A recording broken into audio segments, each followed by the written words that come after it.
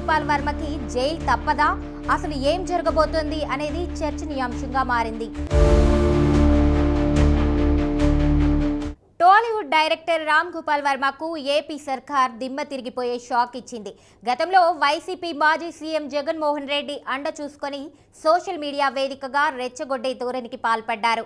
ఇష్టం వచ్చినట్లు తన సినిమాలో నెగిటివ్ క్యారెక్టర్గా ఆర్జీవీ వ్యక్తిగత దూషణలకు పాల్పడినందుకు గాను చర్యలు చేపట్టింది.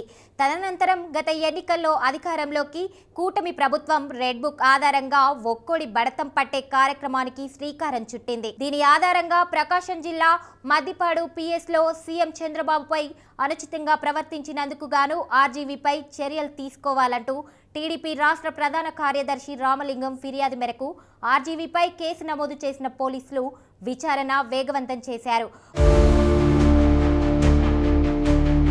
దీంతో దర్శకుడు రామ్ గోపాల్ వర్మకు నోటీసులు ఇచ్చేందుకు హైదరాబాద్కు బయలుదేరిన ఒంగోలు పోలీసులు ఎస్ఐ శివరామయ్య ఆధ్వర్యంలోని బృందం ఇవాళ ఆర్జీవీకి నోటీసులు ఇచ్చారు. ఏపీ అసెంబ్లీ ఎన్నికలకు ముందు వ్యూహం సినిమా ప్రమోషన్ సమయంలో ఆర్జీవీ వ్యాఖ్యలపై దుమారం చెలరేగింది.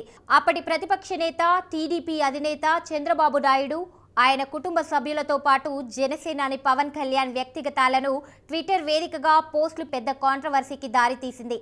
అయినా అప్పటి సీఎం జగన్ అండతో రెచ్చిపోయారనే ఆరోపణలు ఉన్నాయి. ఇప్పుడు ఈ కేసులో భాగంగా విచారణకు హాజరు కావాలని ఆర్జీవీకి నోటీసులు రెడీ చేయడంతో రామ్ గోపాల్ వర్మకి జైలు తప్పదా? అసలు ఏం జరగబోతోంది అనేది చర్చనీయాంశంగా మారింది.